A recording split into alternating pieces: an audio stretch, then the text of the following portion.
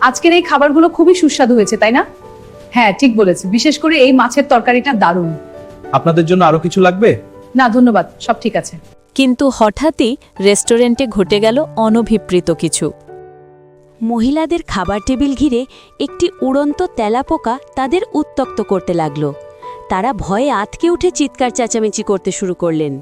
পরিস্থিতি বুঝতে পেরে রেস্টুরেন্টের একজন দক্ষ ওয়েটার উড়ন্ত সেই তেলাপোকা নিজের গায়ে যাতে বসে সেভাবে দাঁড়ালেন। ধীরে ধীরে তেলাপোকাটা যখন তার গায়ের ওপর বসে শান্ত হল, ওয়েটার সেটিকে মুঠোবন্দি করে রেস্টুরেন্টের বাহিরে মুক্ত করে দিলেন।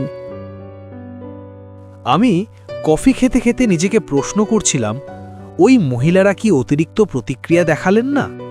কেনই বা ওয়েটারটি ওই পরিস্থিতিতে শান্ত ছিল? কারণ অবশ্যই আছে, বলছি। বন্ধুরা, সবসময় মনে রাখবেন, প্রতিক্রিয়া সবসময় সহজাত হয়। অন্যদিকে প্রতিক্রিয়া সবসময় সুচিন্তিত এবং সঠিক রাখতে হয়, যাতে করে পরিস্থিতি হাতের বাইরে চলে না যায়। দেখুন, সম্পর্কের ফাটল এড়াতে চাইলে ছোট ছোট বিষয়গুলোতেই খেয়াল রাখতে হবে। একটা কফির কাপে চুমুক দেওয়ার মতোই ধৈর্য আর যত্ন দিয়ে এগোতে হয়, না হলে ছোট ফাটলই বড় হয়ে সম্পর্ক নষ্ট করে দেয়।